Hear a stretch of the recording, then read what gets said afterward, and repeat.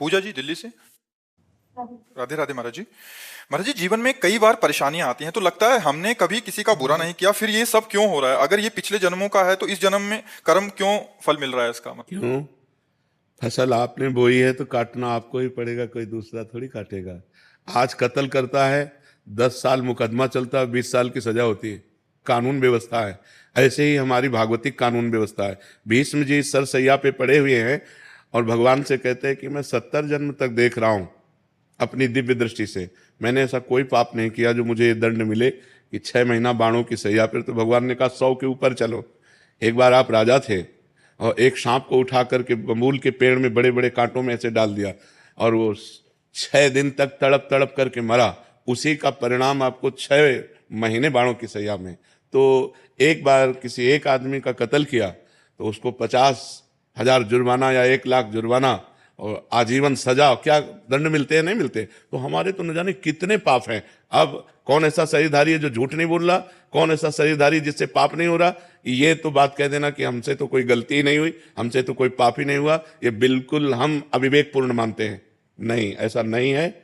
हम सबसे गलतियां होती हैं और उसी भगवान के दरबार में अन्याय नहीं है, क्योंकि वहां किसी की गवाही की जरूरत नहीं है। उस सर्वव्यापी परमात्मा आपके हृदय में ही बैठा हुआ है। मत्ता परतरम नान्यत किंचिदस्ति धनंजय, मेरे सिवा और कुछ है ही नहीं, तो उसको गवाही की क्या जरूरत है? वो देख रहा है। तो हमको बहुत धैर्य पूर्वक चलना है। देखो, हम कई बार बता चुके हैं कि हमारे शरीर की रचना 2 कर्म से हुई है, पाप और पुण्य। दोनों के मिश्रण से मनुष्य शरीर बनता है। केवल पाप से यातना देह का निर्माण होता है जो नरक में मिलता है। केवल पुण्य से देव देह का निर्माण होता है जो स्वर्ग लोक, महालोक, जनोलोक, तपलोक, सत्यलोक आदि में। लेकिन मनुष्य लोक में दोनों मिश्रित होते हैं, पाप और पुण्य। तो जिस अवस्था में जो हमें दुख मिलना है वो कर्म हमारे ऊपर लागू हो जाएगा। अगर पुण्य कर्म लागू है तो हमें सुखद, अनुकूलता, प्रशंसा मिलेगी। अगर पाप कर्म लागू है तो दुख, प्रतिकूलता, निंदा मिलेगी। वो हमारी वैसी बुद्धि हो जाएगी, जैसी हो भवतव्यता तैसी बने सहाय, आप ना आवे ताहि पे ताहि तहां ले जाए। अचानक आपसे ऐसी क्रिया बन जाएगी कि आपकी निंदा होगी, आपकी अवहेलना होगी। अचानक आपसे ऐसी क्रिया बन गई, दांव लग गया, कि आपकी प्रशंसा होगी, आपकी जय जय हो जाएगी। वो पूर्व कर्मों का विधान चल रहा है। तो फिर मनुष्य जन्म में महानता क्या है? अब नवीन हमसे पाप ना होने पावे। अब नवीन कर्म हम ऐसे ऐसे समझ समझ के करें कि हमारी आगे की जो जन्म हो या आगे जो हमें मिले वो बहुत अच्छा ही हो। पाप कर्म नहीं होने चाहिए। अब हमसे गलती नहीं होनी चाहिए। अब लो नसानी अब ना सही हो। तो ये पक्की बात समझ लीजिए कि अपने कर्म को ही भोगना पड़ रहा है। इसमें बिल्कुल संशय न कीजिए कि मैंने तो पाप नहीं किया। किसने प्रश्न किया था?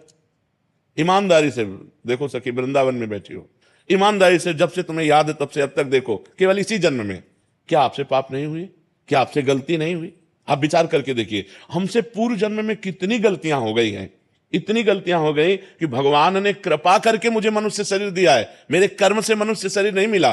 कबहू का करी करुणा नर देहि, देत ईश बिन हेतु सनेहि। अब भी भगवान की कृपा देखो कि आप साधु समागम में बैठी हो, आप वृंदावन आई हो, संत समाज में बैठी हो। अब मोहि भाव भरोस हनुमंता, बिनु हरि कृपा मिले नहीं संता। तो भगवान तो आपको दुलार ही कर रहे हैं, भगवान तो आपको कृपा ही कर रहे हैं। पर हमने गलती की है तो वो भोग तो हमें भोगने पड़ेगा। तो महाराज जी, इस जन्म का कब भोगना पड़ेगा? अगला। जब अभी जो वर्तमान में गलतियां, अगला।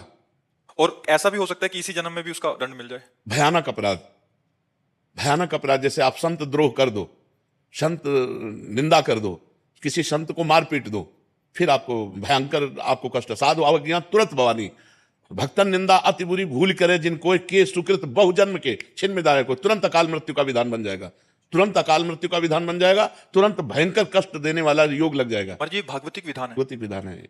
2 मिनट में किसी को मार दिया, इसके बाद आजीवन कारागार, और उसको ऊपर से बोले 1 लाख रुपया जुर्माना। तो ये जो हम भोगने आते हैं मृत्यु लोक में, जुर्माना भोगने आते हैं। मूल सजा तो नरक में मिलती है, ये जुर्माना यहां होता है, उसको भोगना होता है। तो जो हमें भोगने को मिला उसे मिल, आगे हम कोई पाप कर्म नहीं करेंगे, आगे हम अच्छा भजन करेंगे तो हमें अच्छा मिलेगा। महाराज जी, लोग कहते हैं नरक तो किसने देखा है? अब कह दो कि किसने देखा? जब चोरी करोगे और जब तुम्हारे डंडा चलेंगे और जब जेल जाओगे तो अपने आप जान जाओगे कि जेल किसे कहते हैं। बोले किसने देखा है जेल? तो तस्मात् शास्त्रम प्रमाणम ते कार्याकार्यो व्यवस्थित हो। शास्त्र जो कह रहे हैं वो सत्य है, वो असत्य नहीं है। अब हम बहुत छोटे हैं, कूप मंडूक हैं, जैसे कुआं का मेढक है ना। एक समुद्र का मेढक गया तो कुआं के मेढक ने कहा कहां से आए? बोले समुद्र से। बोले तुम्हारा समुद्र कितना बड़ा है? इधर से इधर उछला कुआं का मेढक। बोले इतना बड़ा है? बोले नहीं। बोले इतना बड़ा है? बोले नहीं, बोले जिंदगी भर तू उछलता रहे तो भी तू समुद्र की थाह नहीं पा सकता। अनंत ब्रह्मांडों के रचयिता भगवान ने रचा है, स्वर्ग नर्क, पाप पुण्य, उसका फल दोनों रचे और आपको छूट दे दी है, आप पाप कमा लो या पुण्य कमा लो। तो मनमानी आचरण करने में कोई तो मानता नहीं, और जब परिणाम आता है तब भगवान को कोसता है। तो ये विधान भगवान का बनाया हुआ आपके कर्म के अनुसार है, आपने जो कर्म किया उसके अनुसार विधान बनाया हुआ है। को न काहू के सुख दुख कर दाता, निज कृत कर्म भोग सुन भ्राता। इसीलिए जो धर्मात्मा पुरुष होते हैं, शास्त्र को जानने वाले होते हैं, एक भी कदम गलत नहीं रखते। भाई मैं नहीं पाप कर्म नहीं करूंगा, तो मुझे मार डालो, पाप कर्म नहीं करूंगा, चाहे जितना कष्ट दो, मैं अधर्म नहीं करूं। क्योंकि जानते हैं कि अधर्म जो है ब्याज के ऊपर ब्याज लग करके ऐसा फलीभूत होगा कि हमारे पुरखा पानी पा जाएंगे भोगते भोगते। तो ये भगवान का गलती थोड़ी है कि यार एक को तो इतनी सुख सुविधा दे दी, एक को इतनी दुख दुविधा दे दी। नहीं, दोनों के कर्म है। उसने कर्म किया उस जगह पहुंच गया, उसने कर्म किया इस जगह पहुंच गया। एक बार राजसूय यज्ञ में एक चीटा एक दाना लेकर के चावल का, और एक टांग टूटी हुई थी, 3 टांगों से बड़ी मेहनत से चल रहा था। अर्जुन जी ने देखा, भगवान से कहा, सर्वलोक महेश्वर श्री कृष्ण, क्या इस पर कभी कृपा नहीं होगी? ये बेचारा चीटा एक चावल के दाने को बड़ी मेहनत से ले जा रहा है। तो भगवान ने कहा, तुम्हें पता नहीं, मुझे पता है, ये 14 बार इंद्र बन चुका है। राजसूय यज्ञ का वो चीटा जो एक दाना चावल बड़ी मेहनत से ले जा रहा था, वो 14 बार इंद्र बन चुका है। महाराज नहुष इंद्र के पद में थे, और व्यभिचार प्रवृत्ति से इंद्राणी के साथ भाव गलत किया तो तुरंत जो है अजगर की योनि में आ गए। कर्म तुरंत देखो ना, बड़े बड़े अधिकारी को सस्पेंड कर दिया जाता है।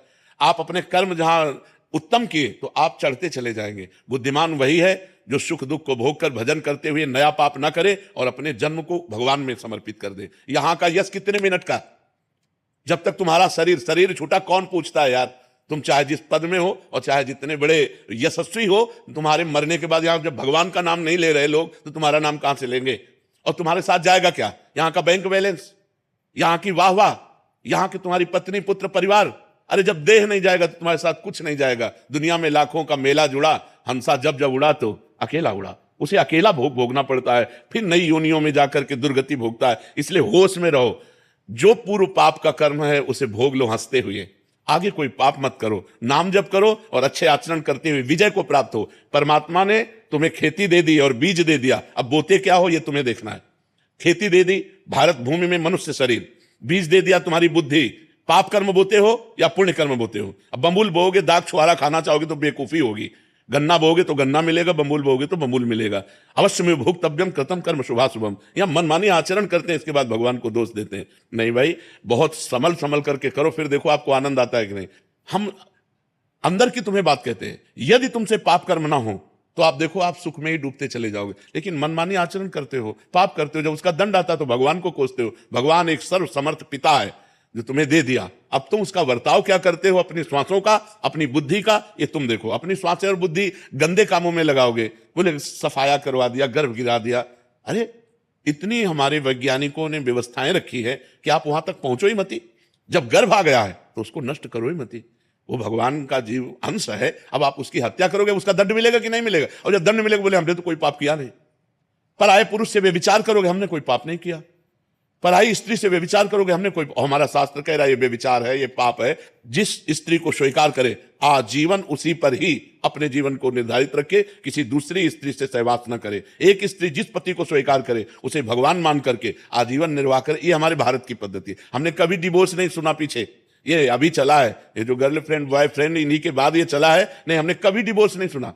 हम अपने बचपन में कभी ऐसा नहीं सुना कि उनकी पत्नी ने उनको डिवोर्स दे दिया या उनके पति ने, कभी नहीं। आजीवन संबंध निर्वाह करना ये हमारे भारत की पद्धति है। भारत है, विदेश नहीं है कि आज इसके संग कल उसके संग, ये नहीं। यहाँ धर्म की मर्यादा है। ये परम पवित्र देश है जहाँ गंगा यमुना और रामकृष्ण के अवतार होते हैं, वो ये पवित्र देश है। तो ये हम कभी भगवान पर आरोप न लगाएं कि उन्होंने हमें दुख क्यों दिया, संकट क्यों दिया। ये हम आपसे प्रार्थना करते हैं कि आप ऐसा मत सोचिए। आपका ही किया हुआ कर्म परिणाम आपके सामने आता है।